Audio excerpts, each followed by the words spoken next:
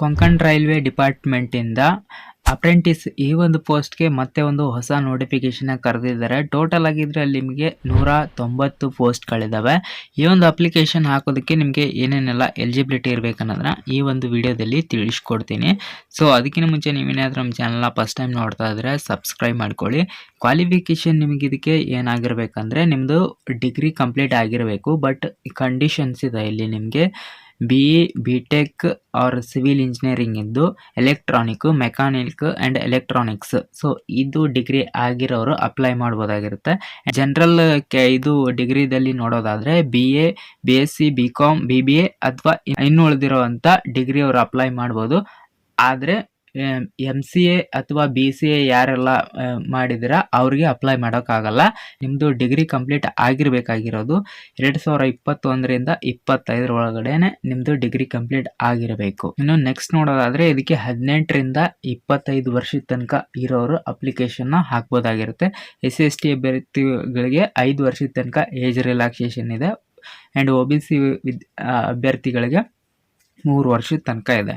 ಇನ್ನು ನೆಕ್ಸ್ಟ್ ನೋಡೋದಾದರೆ general OBC EWS ಈ ಕ್ಯಾಂಡಿಡೇಟ್ಸ್ಗೆ 100 ರೂಪಾಯಿ ತನಕ ಇದಕ್ಕೆ ಫೀಸ್ ಇದೆ.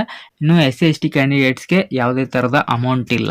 ಇನ್ನು ನೆಕ್ಸ್ಟ್ ನೋಡೋದಾದರೆ ಇದಕ್ಕೆ ಡಾಕ್ಯುಮೆಂಟ್ಸ್ ಏನೇನು ಬೇಕಾಗುತ್ತೆ ನೀವು ಅಪ್ಲೈ ಮಾಡುವಾಗ ಅಂದರೆ ಆಧಾರ್ ಕಾರ್ಡು, ಡಿಗ್ರಿ ಅಥವಾ ಡಿಪ್ಲೊಮಾ ಮೇಲೆ ಅಪ್ಲೈ ಮಾಡ್ತಾ ಇದ್ರೆ marks card, SLC marks card, caste certificate and passport size photo, signature, NATS enrolment ID. ಇದನ್ನು ಲಾಸ್ಟಿಗೆ ಹೇಳ್ತೀನಿ ಇದ್ರದ್ದು ಏನು ಪ್ರೊಸೆಸ್ ಇದೆ ಅಂತ. ಇದಕ್ಕೆ ನಿಮಗೆ ಯಾವುದೇ ಥರದ ಎಕ್ಸಾಮ್ಸ್ ಇರೋದಿಲ್ಲ. ಓನ್ಲಿ ಇದು merit list and document medical test ಮೇಲೆ ಇರುತ್ತೆ. ನೀವು ಏನು ಮಾರ್ಕ್ಸ್ ತೆಗೆದಿರ್ತೀರ ಅದ್ರ ಮೇಲೆ ಡಿಪೆಂಡ್ ಇರುತ್ತೆ. SLC ಆ್ಯಂಡ್ ಡಿಗ್ರಿದಲ್ಲಿ ಮಾರ್ಕ್ಸ್ ಚೆನ್ನಾಗಿ ಬಂದಿದ್ರೆ ನೀವು ಅಪ್ಲೈ ಮಾಡ್ಬೋದಾಗಿರುತ್ತೆ. ಲಾಸ್ಟ್ ಡೇಟ್ ನಿಮಗೆ ಮಾರ್ಚ್ 21, 2026ಗೆ ಅಪ್ಲಿಕೇಶನ್ ನಿಮಗೆ ಕ್ಲೋಸ್ ಆಗುತ್ತೆ. ಸೊ ಇವಾಗ ಯಾವ ಥರ ಅಪ್ಲೈ ಮಾಡೋದಂತ ನೋಡೋದಾದರೆ ಡಿಸ್ಕ್ರಿಪ್ಷನ್ ಬಾಕ್ಸಲ್ಲಿ ನಾನು ಲಿಂಕನ್ನು ಕೊಟ್ಟಿರ್ತೀನಿ. 2 ಲಿಂಕ್ ಇರುತ್ತೆ. ಫಸ್ಟ್ ಲಿಂಕ್ನ ನೀವು ಕ್ಲಿಕ್ ಮಾಡಿದಾಗ ಈ ಒಂದು ವೆಬ್ಸೈಟ್ ನಿಮಗೆ ಓಪನ್ ಆಗುತ್ತೆ.